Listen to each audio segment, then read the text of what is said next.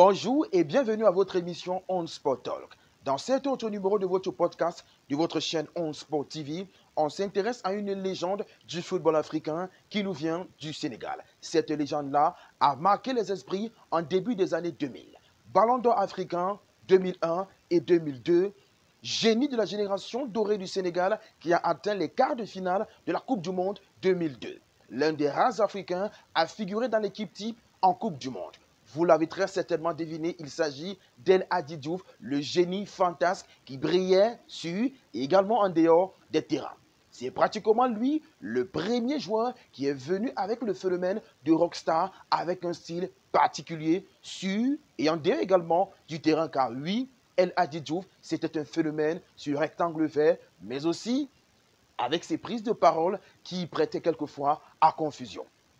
C'est pratiquement lui qui a inspiré la seconde génération, si je me permets, sénégalaise, qui a permis à ce pays de remporter pour la première fois de son histoire la Coupe d'Afrique des Nations alors organisée au Cameroun. Il faisait partie de cette délégation victorieuse. El Hadji Diouf, le phénomène décrit dans cette vidéo qu'on va regarder ensemble. Et juste après, je donnerai mon avis sur cet excellent parcours et je vous invite également à donner vos avis en commentaire.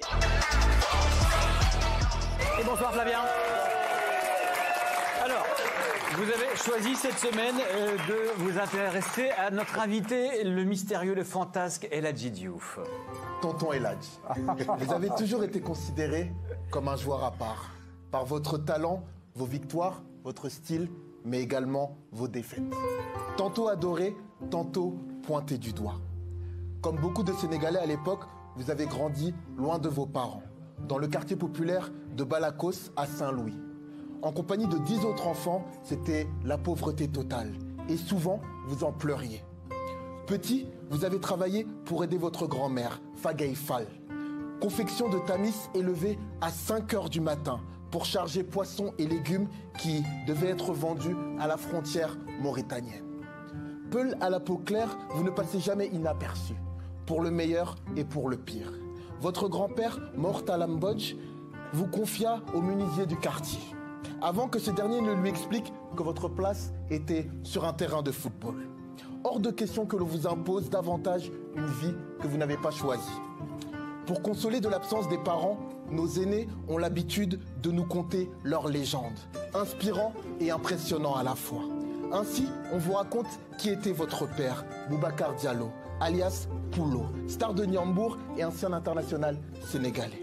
Dans une autre vie, vous vous seriez appelé Diallo, comme lui. Mais dans celle-ci, vous porterez comme lui le numéro 11. Sur le continent, malgré les absences, les figures paternelles font jouer leurs droits d'aînesse. Certaines avec autorité et brutalité, et d'autres vous comprennent, comme Bruno Metsu, votre ancien sélectionneur. Il disait « El Hadji est un garçon entier, spontané. Il faut lui parler honnêtement, lui faire confiance. » Mais la confiance, ça se mérite, vous le savez bien. Une fois en haut, tout le monde nous aime, tout le monde nous veut.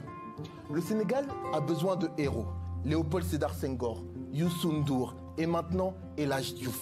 On est tellement fiers de compter un nouvel ambassadeur. Premier footballeur sénégalais mondialement reconnu.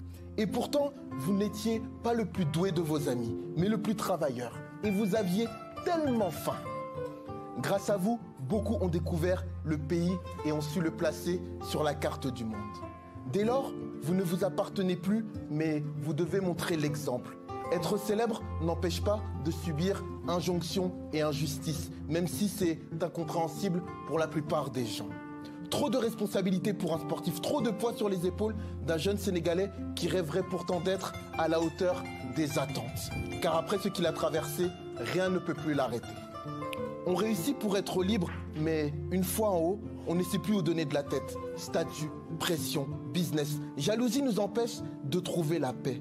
Parfois, on se trompe pour essayer de préserver ce qui a été si dur à obtenir, pour garder le contrôle sur son destin, même si c'est Dieu qui choisit, bien sûr. Tout au long de la vie, on rêve d'être aimé et respecté, sans condition.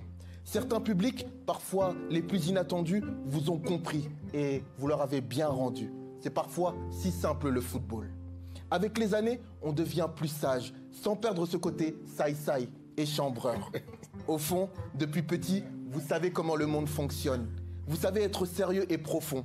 Mais à ceux qui veulent du El Hadji Diouf, vous donnez du El Hadji Diouf. Vous êtes le grand frère que l'on admire et celui que l'on juge aussi. Vous inspirez autant par votre talent, votre style, vos larmes que par vos défaites. Vous êtes un être humain, un enfant du Sénégal, tout simplement.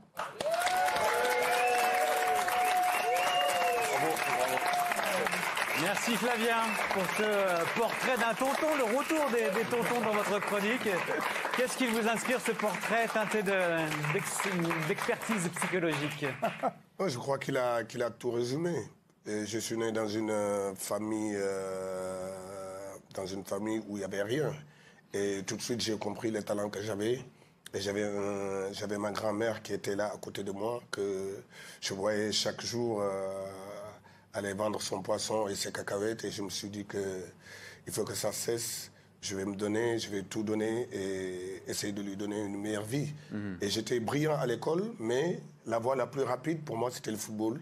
Et j'ai emprunté cette voie-là. Et aujourd'hui, paix à son âme, je crois que le plus important dans ma vie, elle a été réalisée, c'est qu'elle a été là. Et tout ce qu'elle voulait à l'époque, c'est que je l'amène à la Mecque. Et je l'ai amené 3 fois à la Mecque. Et c'est ça qui est important aujourd'hui. Voilà une très belle histoire. Très belle histoire. Merci beaucoup, Flavien, pour cette chronique. Incroyable trajectoire pour cette étoile venue du Sénégal. Oui, El Hadji Diouf, qui n'était pas forcément prédestiné à avoir une telle carrière, a franchi des étapes aussi difficiles soient-elles pour s'imposer comme un joueur important au Sénégal et même sur le continent africain. On peut même ajouter au monde entier parce que oui, El Hadji Diouf a impressionné lors du mondial Corée-Japon 2002. Merveilleux par ses dribbles, ses appels de balles et également ses buts. Il a mené ce Sénégal-là en quart de finale d'une Coupe du Monde, deuxième meilleure performance africaine dans la compétition la plus importante du monde.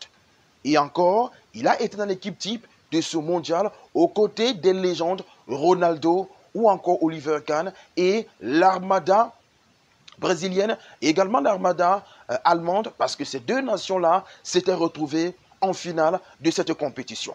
El Hadji Diouf, souvent incompris par ses partenaires et même par ses coachs en sélection et même en club, n'a pas forcément eu une telle carrière qu'il méritait. Pourtant, tout le monde voyait son génie sur les stades, capable de dribbler, de faire des appels de balles avant, derrière des courses avec ou sans ballon. En tout cas, dans les détails, on reviendra sur le jeu d'El Hadji Diouf dans une de nos productions On Sport Talk consacrée au jeu des légendes. Et parmi ces légendes-là, à qui on va accorder une importante place, on aura donc El Hadji Diouf. Aux côtés d'un expert, on décortiquera le jeu de cette légende venue du Sénégal. Légende car elle a inspiré des futures générations qui ont finalement permis au Sénégal de remporter la première étoile de son histoire en Coupe d'Afrique des Nations. Car oui, celui qui a inspiré la majorité de ces joueurs au rang desquels Sadio Mané, Kalidou Koulibaly ou encore Edouard Mendy, celui qui a inspiré cette génération merveilleuse, c'est El Hadji Diouf, autant pour moi, le génie incompris qui vient du pays des lions de la Teranga. Voilà, c'est terminé pour ce numéro spécial de votre émission On Sport Talk. Vous le savez très bien, vous laissez un commentaire, vous partagez, vous vous abonnez si vous êtes nouveau et vous n'oubliez pas d'activer la cloche de notification. Quant à nous, on se retrouve dans quelques jours pour une nouvelle production, mais restez connectés car dans quelques heures, vous aurez l'actualité sportive africaine car ici, on ne dort pas, on produit.